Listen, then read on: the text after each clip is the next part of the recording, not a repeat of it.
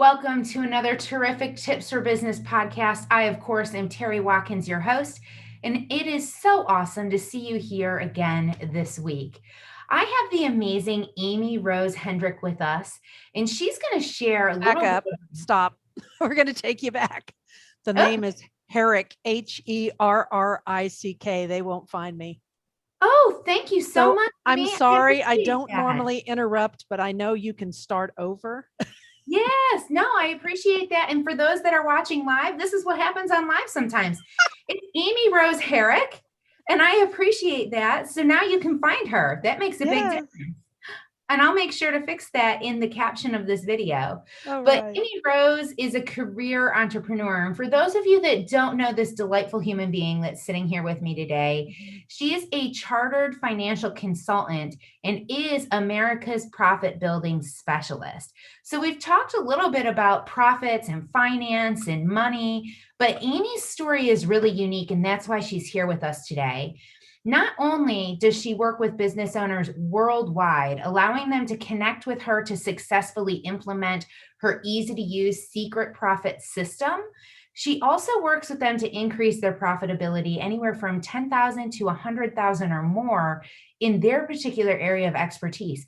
And people have turned to Amy since around 1991, so she's been doing it for a minute to really help them accelerate their profits, increase their bottom lines, demystify root causes of business losses, and to make more money without requiring that they add those costly inventory, change locations, or even adding more staff. None of us want to add the expenses while we're trying to add the revenue. We need to add the revenue without the expense. And Amy is amazing at that. But what really makes Amy unique is this next piece. She has several books available on Amazon, but her most recent release is a #1 best-selling author, and it's entitled Pack Faith First, Suitcase Second, and it's a decade of miracles after 50. It really tells her story of her complete life do-over. So what she did after 50 was pick up her entire family from a little town in Midwestern United States, and she moved to the Caribbean with her spouse, her 4 school-age children, the family dog, and 5 pallets of possessions with no jobs, no family, and no friends to go to. Talk about starting over from scratch. So I have Amy here with us today. I'm super excited to dive into some of this stuff. Amy, thanks for coming and joining us today. Oh, thank you. And just a tip to anybody who does podcasts, normally you do not interrupt your host. It was only because Hendrick and Herrick, you won't find me. So one tip I will give you right off the bat, your host is the king or queen of your world. So I didn't want to offend, but I'm delighted to be here. I've been really looking forward to this because if you have had a chance to listen to a lot of the different topics Terry had, she's got some great information. So for me, it's a real privilege to be here. I am so grateful that you're taking the time with us today, and I am not offended at all. I never want to say somebody's name incorrectly, so thank you for getting that straight for me, and I'm sure the audience will have a good laugh about it. You know, it happens sometimes. It happens to the best of us. You know, we used to have live TV. Well, now we have live events, live video. So, you know, some things have not changed, and the bloopers often are what we know made a lot of shows the best. So. We like bloopers. Exactly. Blooper reels are fun. They are fun. So Amy, what in the world possessed you midlife to pick up and move to a remote island in the middle of the Caribbean, of all places? Everybody has their own faith walk, and I have mine. My husband and I were sitting in church, and our pastor had a word of knowledge, which I can tell you was absolutely nothing I had ever experienced before. And I looked at my husband after he had spoken some more, and I said, "We're going to be living somewhere with a beach by the end of the year." You'd have to understand we lived in Topeka, Kansas, which is in the middle of the U.S., except for the lake or our pond. There are no beaches there. And it was really incredulous. We record services. And so I was able to get a transcript and put it up and where I could see it on the credenza, and there were several things in it that made no sense whatsoever. But within a few weeks, some incredible things started to happen. And I do have some of those in the book too. And the end of the story was within less than 6 months, I jumped on a plane to meet a gentleman that I had never known before, to talk to him about buying out his small securities practice. We ended up putting everything up for sale that we had. I sold a house that wasn't even listed. Um, I mean, everything happened very, very quickly. And the only reason we were not there by the end of the year is because my husband flew out first and arrived a day or two before we did. And then the kids and I followed. So he'd be able to get the dog there and get a couple of things in place. So it was absolutely incredible. The only thing I can tell you is if anything happens to you like that, put your seatbelt on. It is an amazing ride. It is like a roller coaster. And I kept doing are you sure, God, if you're really sure, well, I'm going to have this. And everything I asked for happened. And I'd never had anything like that before. But it's absolutely crazy. We came knowing absolutely nothing, I live on St. Croix, which is in the U.S. Virgin Islands. It's a tiny little dot. If you can find Puerto Rico on the map, and turn right and go south, you'll find us, you barely see the dot on the globe. We love it here. We know we're supposed to be here, but it was the most incredible life transformation you can imagine. Everything from the way you used to grocery shop. Oh, well, that's all different. What do you do during the day? Oh, that's different. But you see some of the background here, and these are some of the pictures from the different areas. It is a mind-changing experience too, because we really do live indoor, outdoor all the time. That's amazing. And what an amazing sense of freedom and accomplishment that you have to be able to keep your space so open and free flowing with the air, because it's so fresh all the time. And it's not super hot there, I guess, because you're right on No, the water, right? no. And let me throw one thing out. When we relocated, I shut my office down and loaded my last few things up, threw them in the suitcases or whatever, and came down. When I hit the island, I was down one day and then I was back in business because I have clients, all over the country. When the 9/11 towers came down, it was life changing for me because I watched that. And with my assistant at the time, I said, I'm watching businesses die. There's people dying, but businesses are dying because these businesses will never recover.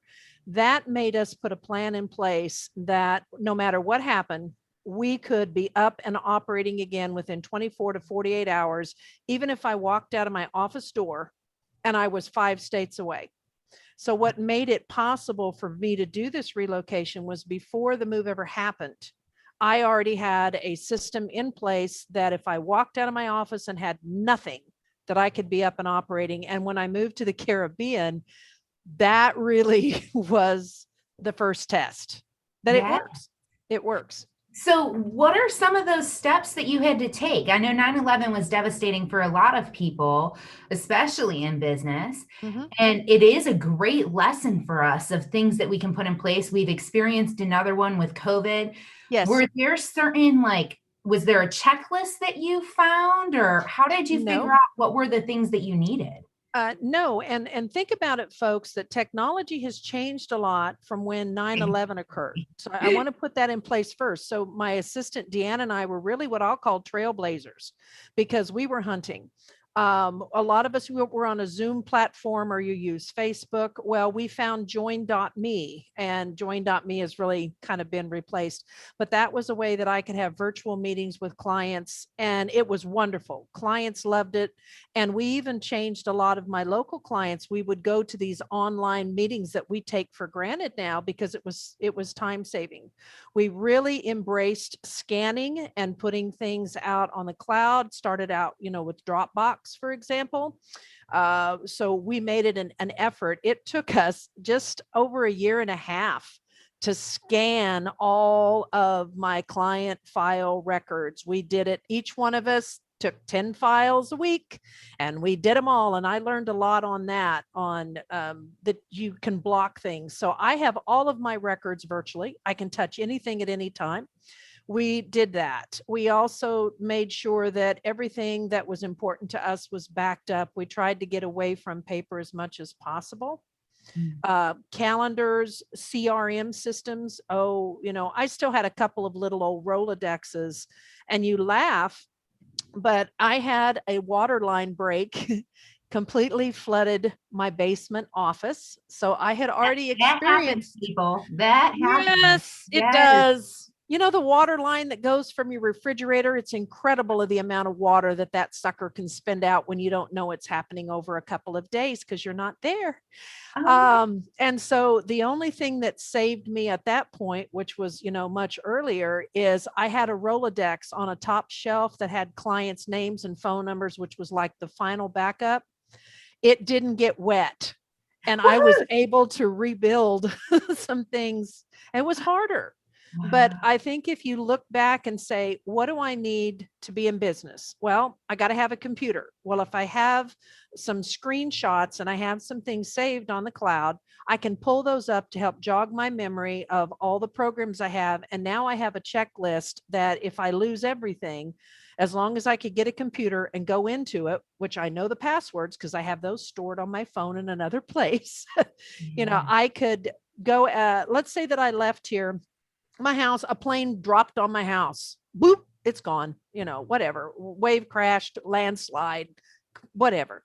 I could go to any office store anywhere, buy a new computer, buy a new printer, get some paper and ink, a few little office supplies. And for a couple, less than $1,000 thereabout, I could go sit down and it's going to take me a day or two to reload and get connections. And I'm going to buy a good computer that's very fast and a lot of memory, but I'll be back up within a day or two. Wow. And I'll have access. The only thing I would not have access to is if I have any paper files, and I keep those really at a minimum. And usually those are tax files for clients that we're turning over. And I won't necessarily have the only originals, because if it's the only original, then I'll take a copy and hand it back. So think about, what do you have to have at a bare minimum? Put those pieces in place and then test the system. When I say test the system, go away and don't take your things with you.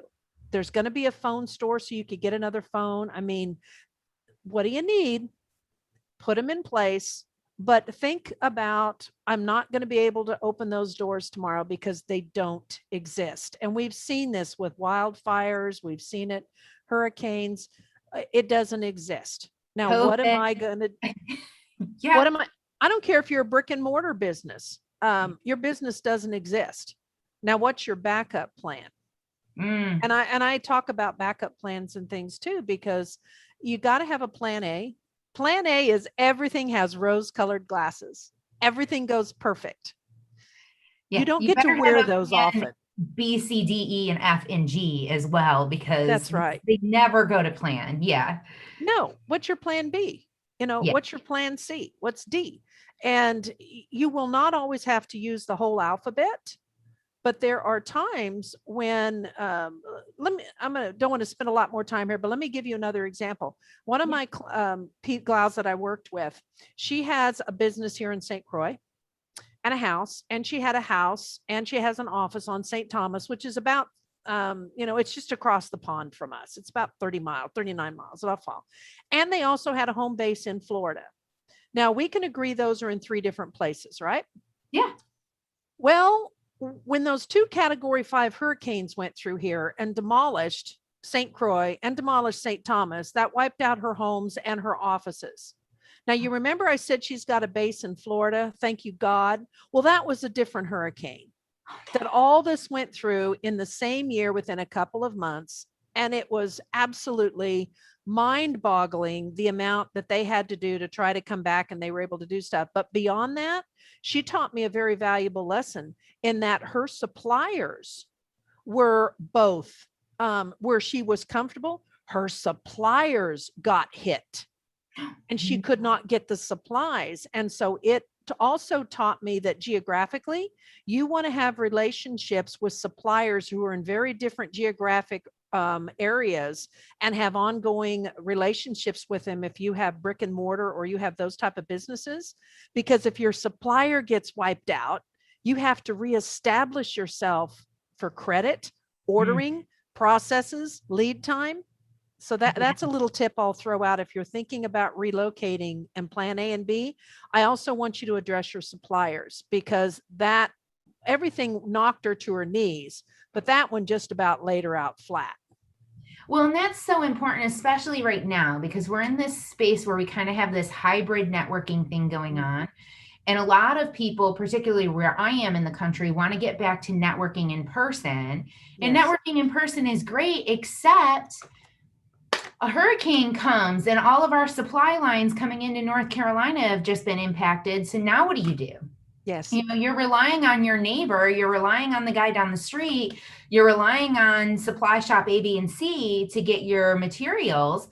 Well, they aren't getting the products delivered because their person or their supply chain is missing. So now what do you do? Because you've been so focused on networking local, you've cut your nose off before your face because you don't have your backup plan. Yes. In place. So it's a really, and I've talked about this a couple of times, but it's a really important to network virtually and expand your connections outside of where you're physically located so that when something devastating happens, there's a backup. You have extra support. Exactly. And I also believe you should build a business to be sellable from day one. And you don't know why you're going to sell it. You don't know when you're going to sell it. Something is going to happen. I experienced that in 2016. I had the perfect world crash all at the same time. Losing an assistant, my broker dealer said that, well, you can either stay with us or you can move stateside. You got 30 days to decide to move your entire client base or go find another broker dealer. And I'd been with them for 20 plus years. But you know, their dynamics changed and they didn't want an office in the Virgin Islands, even though I was paying for it. And then I had a family member who was diagnosed with breast cancer for the third time. That was going to happen. And all of this was happening within 24 hours. I got to the point I was afraid to pick up the phone. Oh my gosh, I bet you know, but I had already made tickets and I was planning to go stateside, and I was going to be transitioning from taking my one assistant who still worked with me from Kansas and bringing on another one to take her place, because we'd been planning this retirement for 4 months. And all of this was happening. I made a decision on the plane when I was looking at stuff, said, I'm selling off the practice. I am done here. I'm done. I want my clients taken care of. I can do this. And the first person I had in my mind, my backup plan was, when I want to sell this business, who do I want to look at? I had just exited a buy-sell agreement with another gentleman because he had a family issue happen, and he and I talked, and he said, I could not take on your practice. And I said, okay. But I could, so my first choice I took off the table, and I went to the next one that had become my first choice. I called him on a Monday. We met, I talked to him, and I had a signed contract on Saturday with the first payment on my business. And I had completely sold and transitioned my clients out within 3 weeks. So those backup plans and talking about, you know, have your extras, have this, and you're virtual. I also believe you got to have that business sellable, because I'd had that business for 25 years. I was planning on having it for another 10 or 15. I looked at my world and said, let it go. If I have to choose between my family and the issues happening here or taking care of my clients, I have to choose my family. Yeah. But I want my clients taken care of. So that's something else I think is important is your business sellable today? Whether you die, you become disabled, or your world changes and it's not where your priority needs to be. Or maybe you have another opportunity. So I'm asking you, is your business sellable today? And if you are the business, what can we do to make it not just you are the business? Right, because your essence, your person can't be the only thing that makes your business viable, No. credible, valuable, because at the end of the day, what happens if something happens to you? And I know life insurance, financial advisors talk about that all the time, the future proofing of your business. But this is a really this isn't just what if something physically happens to you. This is like, what if a unique opportunity presents itself and somebody Exactly. comes along and wants to buy? So you have to have certain systems in place. I was just talking with a couple of guys yesterday about systems and putting processes in place, because how many of us want to live in the minutia of the day to day every day? Mm-mm. Not really. I mean, there are people who love that, and thank God for them, because we need those people, right? And then Yes. there are people who are business owners who are like really, truly business owners who do not want to do the mundane day to day. They actually want to die instead, stick a needle in their eye instead Yes. of do that day to day task. But we can't offload that day to day task if we don't have some system, some process, something. And that something is what makes your business viable and able to sell. Amy, you've given us so much to think about, and it's only been a few minutes in our conversation. This is amazing. So I know that you have some more tips to share with us today, but what's the best way for our audience to get in touch with you? The best way for them is you can just shoot me an email at success@thesecretprofits.com, or you can go to the website, thesecretprofits.com/courses. I'm very easy to find. If you search my name, you'll find me. And again, that's Amy Rose Herrick. Yes. And I will fix that on YouTube, I promise. No, that's amazing. And for those of you that are watching this today, if this is serving you, if this is really giving you some things to noodle over, some action steps that you can start to take right now to be able to have your business viable today or up and running again tomorrow if something happens, smash that like button and make sure you hit the subscribe button, because that's what this channel is for, is to bring you these things that make you go, oh yeah, I never have thought of that, or ooh, that's a good idea, I should put something like that in place. So make sure you subscribe so you never miss amazing tips like what Amy is dropping on us today. Amy, this is so good. So with this move, this transition, this ability to just kind of pick up and start your business over again, were there big challenges that you had to face along that process of trying to organize the business so you could start it over again?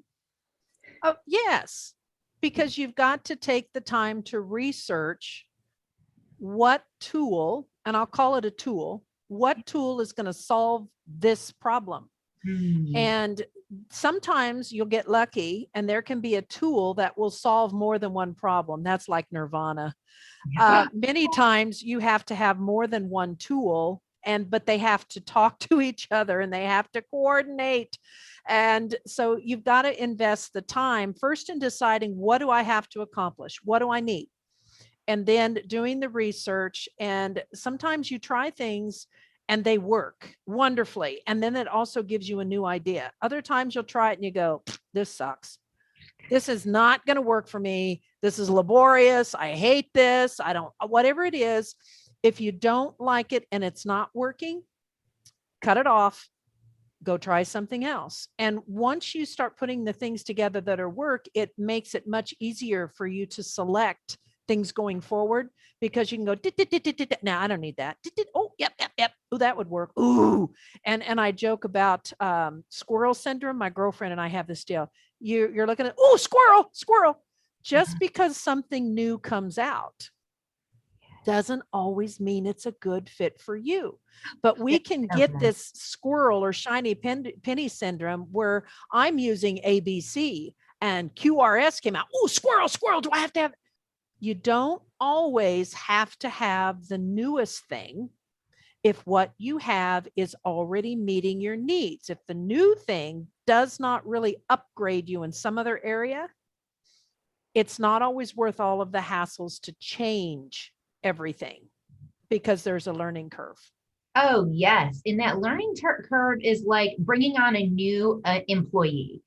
If you bring on a new employee and you're changing over your employees every 3 to 6 months, for example, Oh, jeez. you are losing money like nobody's business to bring on in training time, just in training time, because it takes them at least 6 months to get up to snuff with the systems that you have in place.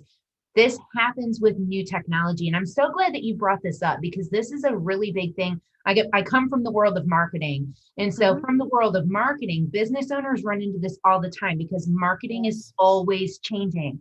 Our tools are always changing. Facebook, Google, Instagram, Snapchat, whatever the next one is going to be, TikTok. TikTok, All of these Clubhouse, Greenhouse.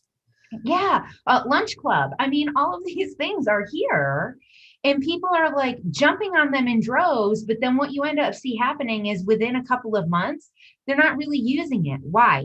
They jumped on it without a plan. Yes. And then they didn't take the time that they needed to learn it. So then they ended up not really using it. And so now they have this thing that's out there in cyberspace that they can never delete because that's how technology works.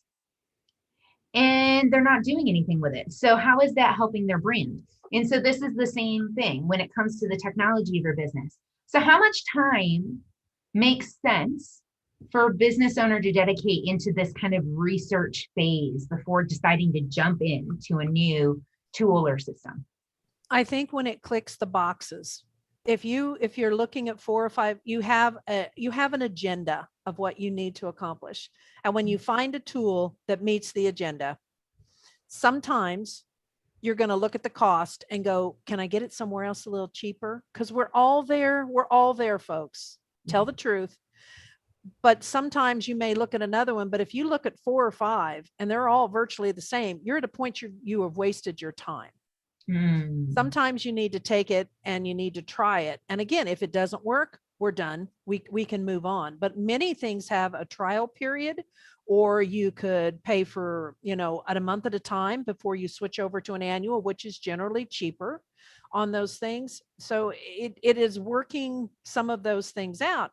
And in changing over, if you look at the secret profits that I built out now to help business owners, it was a completely different animal on the virtual stage than what I have done on the one-on-one consulting. It was a learning curve for me, but I had to learn about Zapier. I had to learn about Searchy. I had to learn about, was it Kartra or Thinkific or, all of these different, which ones, but I have to still do that as to what do I want to accomplish, what tools work and what tools don't. And you learn early to ask questions like, does this integrate with X? And if the answer is no, you go, thank you. Does this integrate with? Oh Now, my God, if you keep getting, if you keep getting the answer of nothing integrates with what you have, you may have an antique, and that may be a catalyst to have to move up. But that is something, is don't beat your head against a wall getting pieces that do not integrate. So the thing that I heard out of what you just said is don't be so in love with what you have that you're unwilling to shift when you need to. Yes. You might have a system that's working for you because you're on that system. And if you switch systems, now all of a sudden it's broken and it's not working anymore. But don't be so in love with the system.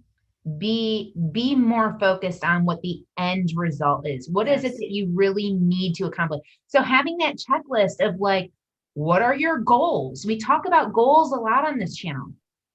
Goals are a lot of different things. They're not just like, what are my financial goals? Goals can be, what are the 5 things that need to happen in order to make this course work? What are the 5 things that need to happen in order to train this employee? What are the 5 things that need to happen to keep track of my accounting and bookkeeping? Is there a system that can help me do those 5 things, or do I need to hire somebody? Because sometimes we don't need to hire somebody. We just need the right system. Okay, let's go back to training. And this may help some of you.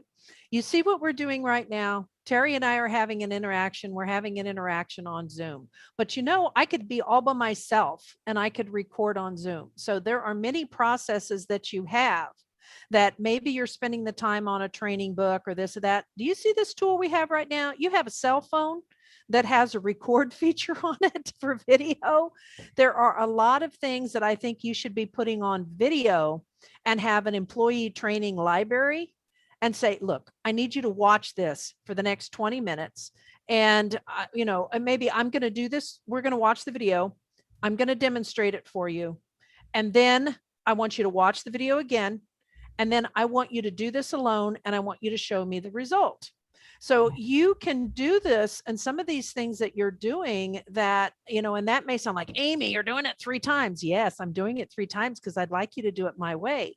Now, after you're successful at doing it my way, if you have a better way that we could do this and you can demonstrate it, I may like that much better. And, all we have to do is do a brand new recording and replace it in our employee, training.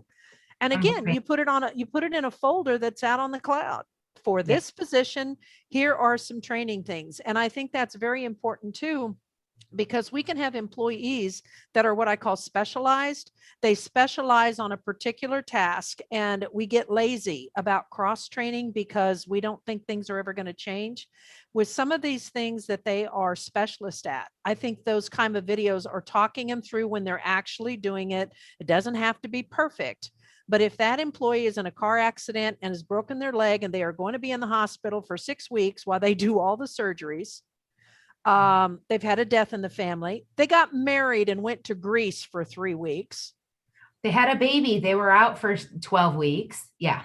Yeah, but there was a problem. The baby was premature. They weren't supposed to be gone until 6 weeks from now. So I think those are the kinds of things, even on training, that we have these phenomenal tools that are at our fingertips that we haven't used before because we were used to employee manuals, and they do have a place. Yeah. But many things that we're doing now, this type of a live video could be invaluable. Totally.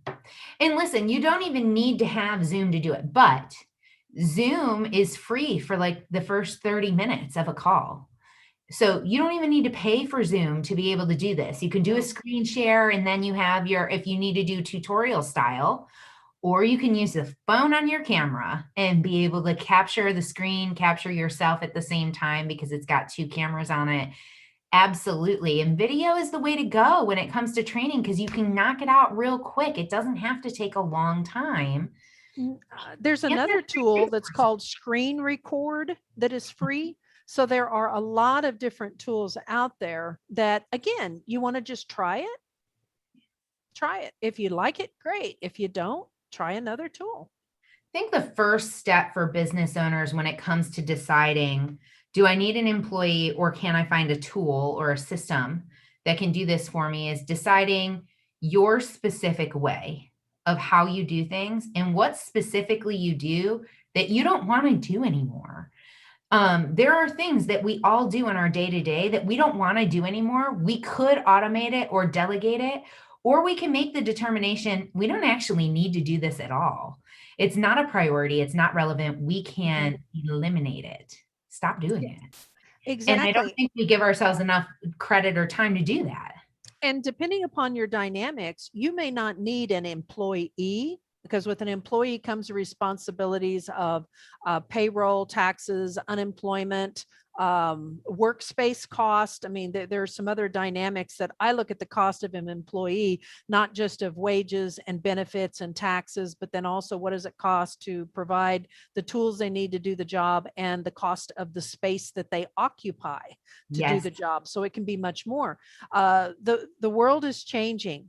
We have a lot of contracting and a lot of freelancing. There are great tools on that. Many of you are familiar with Fiverr, Fiverr.com. Global, very inexpensive. I use Fiverr for a ton of things because I have a great team that is worldwide that specialize, and for a very affordable cost on demand, I can send them the project, and depending upon what it is, I could have it back within 24 hours or a week. I can set what my needs are. There's freelance.com. There's several different places that if you need professionals. And it can be everything from marketing pieces to development of PowerPoint, doing phenomenal slide work. Oh, I love my gal who does that for me on some presentations I do. Proofreading. You want to write a book, you need an editor, you need a cover design. So sometimes you need an employee, but sometimes you need a task, and that task can be done by a virtual assistant, or you can do it off of a contractor.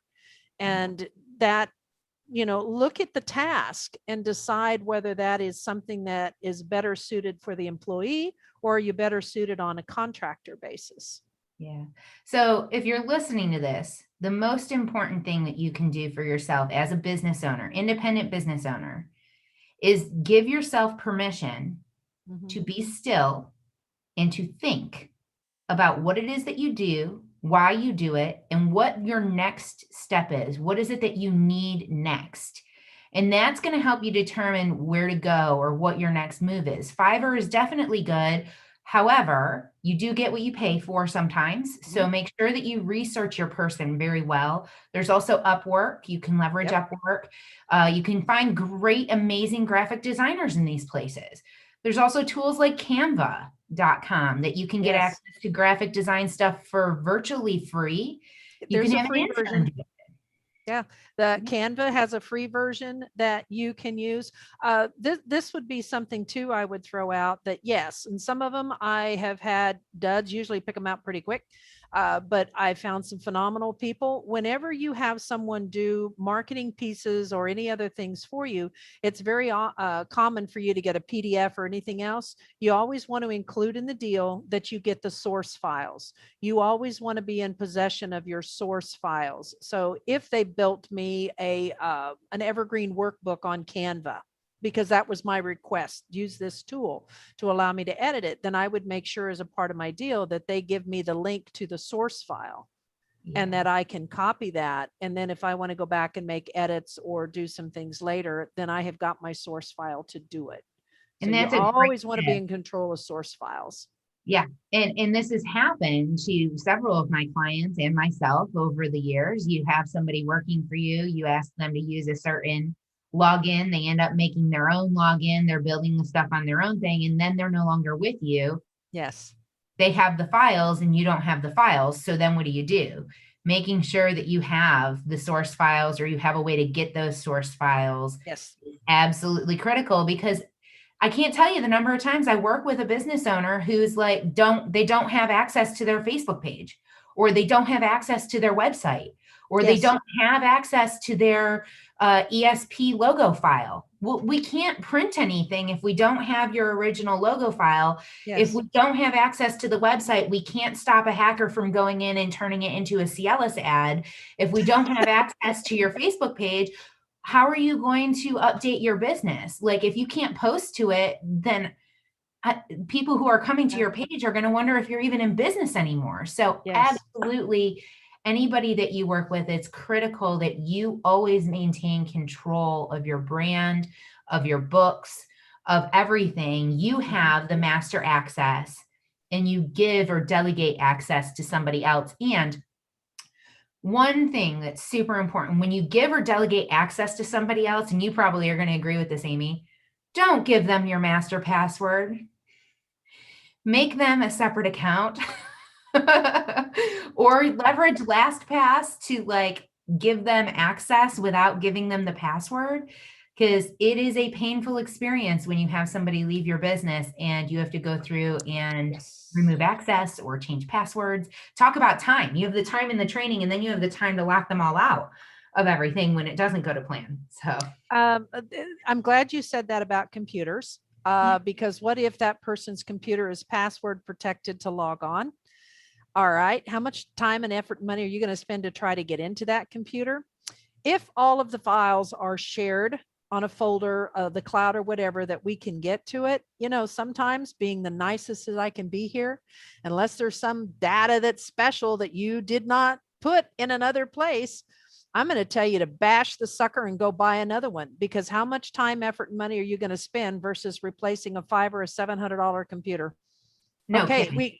Yeah. because you it can be maddening, the things that you're trying to do, or trying to retrieve information that is on a hard drive. Oh, don't tell me we have not been there. Oh, I learned a long time ago from a tech, and I've never forgotten it. There are only two kind of hard drives in your computer, and I want you to pay attention very carefully to what I'm going to tell you.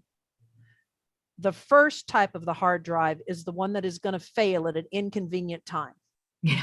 The Always. second type of a hard drive is the one that has already failed and it is inconvenient. You own both of those. Right. You do. We own both of those. It's just a matter of when. That's correct. So Absolutely. if you have everything only on your computer hard drive and you do not have it somewhere else, you're sunk. Yeah. That's why we have these other tools and backups. And I know people who have done a lot of stuff with external drives and thumb drives and backups. And I think all of that is good. I'm not saying it's not good. Yeah. But I've known more than one person who has pulled out their external hard drive to go and back up. And guess what? It really wasn't backing up like you thought it was. And that information is so old that it's useless. So, yes. And this recently happened to me, actually. I have an external hard drive, and if they are not powered adequately, they don't work. So I plugged my external hard drive in, and I have years worth of continuing education material, backup files, original copies of things on this external hard drive. Like, I know it's there. I plug it in to go access my continuing education folder to pull out one piece that I needed for something I was doing, and it's gone. I can't find it. The only thing that exists is my Terry files folder, and I click on that and it's empty and there's nothing in there. So I told my husband, I was like, I think it died. I think I'm in possession of a dead backup drive. And then he plugs it in using a different power source, and all of the files are there. So learning experience, but usually it is not convenient to have the learning experience at that moment. It is never convenient to have the learning experience at that moment. Yeah. Let me go on that just a little bit further, because the world really works and happens. I was doing a presentation once and I was down in Austin. Austin was a long ways from my home. I always would try to fly in the day before, and there was a gentleman on the plane. I'm being kind when I say the word gentleman. There was a gentleman on the plane that, you know how you put your laptop underneath the seat in front of you? Well, it was a little, and I was trying to jiggle things. We weren't quite set. And he took his heel and he kept kicking my laptop. And I said, if you'll just give me a moment, I'm stuck. And I'm just give me a moment and I will get this moved. You know what airline seats are like sometimes, and trying to get this lady's bag, and this one's trying to get in. I said, just give me a moment, sir. I will move. Just please quit kicking my computer. Well, the stewardess came by because she heard this and said, sir, she's working on it. Just give us a moment here. The end result was, when I got to Austin and I got in my hotel room, he had damaged my computer. I now did not have a computer. And I had a presentation. So I went to the front desk and smiled at the lady real sweetly and said, you got anybody getting off work pretty soon that you trust? And she looks at me real funny. I said, I'm willing to pay them $50 an hour to get in their car with me, take me to the computer store, get me set up with a computer, and get me back here. Do you got anybody who's interested? And she said, I am leaving in 15 minutes. And this person took me to a computer store, waited, we got me set up and everything else. And I went back and I stayed up half of the night reloading a lot of my stuff. But the next day, nobody had the faintest clue that I had a dead piece of crap back in my room I couldn't use. But I went on. So then I got smarter going forward. And so I thought, oh, I'm doing well. So I went on the plane, and now I use a thumb drive to make sure anything I'm working on the plane that I can't back up instantly, I'm backing up. Now I'm in San Diego. My computer dies in San Diego, but I have everything that I did, because it took me 20 hours to get there from the Caribbean. I got all the stuff that I did on my thumb drive. So I'm so happy, because everything else is backed up and I got that on my thumb drive. So I'm good. I didn't lose 20 hours of work. But what did I do? I need someone to take me to well, this time the computer store was just across the street. It was only a block away. I lucked out, but I got set. What did I do? I spent part of the night. So now, folks, I travel with not one, but two. I travel with two computers and I Wow. have a backup ready to go at all times. So if this one just died, I'll just plug in the other one and do a couple of quick updates. So I have also learned on the road, if you're traveling or doing stuff, I now take two. Yes, it's heavier, but these are real things. Do you think I expected a man to bash my computer? And do you think I knew who he was to say, you owe me X amount of dollars for my computer? No, You were I just bought out. another one. Yeah, because that's what you So, have to so do your sometimes. backup plan, what's your backup plan to be in business? Okay, I learned my backup plan number one was to go buy another one and get it done. And then I realized, man, I may not always have, an evening to do this. I'm taking two. Yeah. And I had one die on, I do work cruises, where well, not lately, but I like to go on a cruise and I can write the trip off. And I do a lot of work on a cruise because I can be not interrupted. I'm in a household of 8. And so there's 3 generations and there's a lot happening here.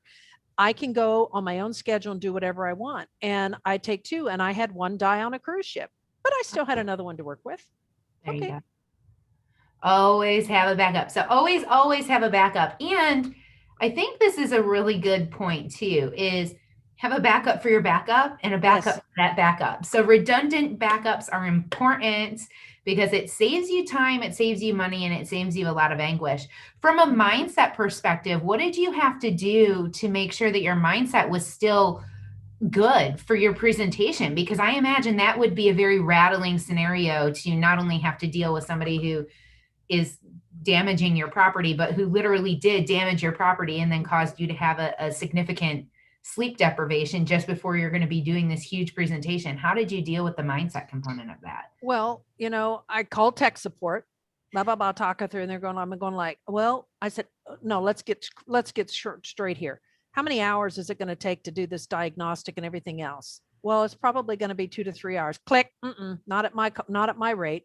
And said, okay, well, what happens if we get to the end and it's not salvageable? I said, you've been doing this how long? What's your gut instinct? He said, the gut instinct is it's a dead horse. And I went, that's all I needed to know. That's right. So I think you have to be willing to make a decision and stick with it, right or wrong. Because if I made the wrong decision and when I got back, we were able to resurrect the computer, okay, I can spend that 3 hours some other time. You may not have the luxury of time. And how much does it cost you per hour to be out of business? Meaning that if I spent 3 hours doing that, okay, what could I have been working on for 3 hours? Or what else could I have been doing? Yeah, I lost some sleep, but the next morning I did not have a fear that I wasn't going to be able to deliver. I had a fear that I wasn't going to get a computer fast enough to be able to deliver. Because really, if all I did was went online and downloaded a couple of files to do my presentation, it wouldn't matter if I had Microsoft. It wouldn't matter if I had all of those other things. Sure. As long as I had at least what I needed to do to produce. And so I think people discount the value of their time. I talk about printers all the time. You'll laugh. You sound like this redundant. You can't see it, but I have my favorite printer, and I have one that is underneath it that is my backup ready to go. And you can't see that I have a third one over on the shelf because I do have somebody who works with me sometimes and they need a printer. So, I use the same one. So I buy the same ink. I know how to operate them. And I turn off all of the updates because I buy the ink that is much less expensive than the name brand and save thousands of dollars a year. So, you have these backups, but also be realistic. I can afford to put $600 into printers. This one is driving me crazy. I'm going to spend 15 or 20 minutes. No, I've reached the point now. It's like, unplug that sucker and plug the next one in, because the time that people waste on even a printer, if you spend 4 or 5 hours, you could have bought another one, installed it, and went on your merry little way. And you wouldn't have been snapping at everybody around you, and the project isn't late. But sometimes we're just reluctant to admit defeat. I can't fix this. I can't fix this. And it's okay to say, you win, and just get a new one. That is so true. We are. It's part of human nature. We're reluctant to admit defeat and just move on. And if we admitted defeat and moved on, how much would that free not just our time, but like the emotional energy, the mental energy in the anguish that we put ourselves through trying to figure it out. Do you ever hyperventilate? I've got, this is not, you know, I'm giving you permission right now to be okay to let technology win. That's all right, because you just throw that piece away and you go get you another one. It can't do it to me again. It's okay. But I had to learn that. Yes. Valuable lessons, Amy. This has been absolutely amazing. I know we've got a couple more things we wanted to talk about, but what's the best way for people to get in touch with you again? All right. You can touch base with me by email at success@thesecretprofits.com, or you can go and you can see my courses, and my phone number is up on the page for thesecretprofits.com/courses. So, or put my name in a Google search. Trust me, I show up. But I am not the detective who is on the East Coast. She shows up sometimes too. And her name is Amy Rose Herrick. So someday I hope to meet her. But I've just started seeing some of her things, but she's a detective. And I'm a detective too, just in the business world. Yeah. Excellent. For those of you who are listening to this, make sure you subscribe to the podcast. We appreciate your support. If you have a particular topic or interest that you are really amazing at and you want to share that with the world, get in touch with me. My contact information is in the description. I'd love to have you on the show and have a good conversation with you as well. And if you're a business owner who is just scratching your head about where to go, what to do, and how to do it when it comes to your marketing, I'm here for you. I own a forensic marketing firm that gets to the bottom line of what's going on with your marketing. Why isn't it working the way that you thought it would? We're at spinfrogs.com, and I'll help you catch the ideas that stick. Hey, Amy, if there was one thing that you could tell your younger self that would have made your life easier, what would that be? Don't be afraid to be different. And my husband and I have said from right after we arrived here, we took the safe path. We stayed in our community. We built a business. We ended up closing the business. We stayed near family. I mean, we did all of those things that are what I would call the safe path. We wish that we would have, this is real life, huh? This is home. We wish that we would have relocated to sooner. We used to travel in the Caribbean and say, oh, we'd love to live here. Maybe someday when we retire, even if we have to have a sand bottom and a hut. Now I know I wouldn't, because there'd be sand fleas. But I wish that we would have uprooted and we would have taken a chance sooner rather than later, because we regret the 10 or 20 years that we could have been here that we lost and could have been living some of your dreams. And so that I would say is, don't be afraid to pursue the dream, even if it is not the safe path, because you will never regret giving it a try. You will always regret never getting around to it or not doing it sooner. And that would be the thing I would tell myself, because when I was younger, or even before we had a family or we did some other things, we could have traveled more. We could have decided if we wanted to relocate when things were cheap and all that other good stuff. Yeah. So don't be afraid when you see that dream. The years go by, folks, so fast. They really do. They really do. Don't be afraid to leave the safe path and try. If you fail, so what? I failed on the safe path, because you could say I failed because we closed the business. Well, okay. Where do you want to fail? Do you want to fail on the safe path? Do you want to fail on the risky path? What happens if you succeed? Yes. And that's the question that we need to ask ourselves, folks, not if what happens if I fail, because failure is inevitable. It's how we learn and Yeah. it's necessary to life. But what happens if we succeed? What happens then? Amy, you're such an inspiration. This has been such an amazing conversation. I appreciate you and your time. And for those of you who have taken the time to listen, make sure you get in touch with Amy. Check out her Secret Profits courses that she has available. I know this woman is just a wealth of knowledge. I look forward to having another conversation with her again very soon. For the rest And of you, can I add one more thing yeah, for those of you? I was thinking of something else here.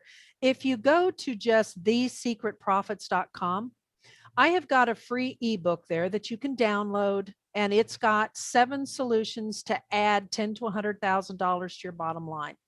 So if you've stuck with us this long, then you go ahead and you can get that freebie. And if you've stuck with us this long, then you'll also discover that if you take that freebie, then you can book a call with me one-on-one. But I save that for those who have stuck through, because it's my time is valuable and you have given me your time to be here with us this long. So that's my gift to you if you'd like to take advantage of it. amazing, Amy. Thank you so much. I'm going to go grab that free ebook. You should too. And yeah, if you've taken the time to listen with us, we appreciate you. We thank you for being here. And definitely drop a comment below. Leave us a nugget of something that you took away from the conversation today. I look forward to hearing from you. And until next time, have a terrific week. Be blessed all.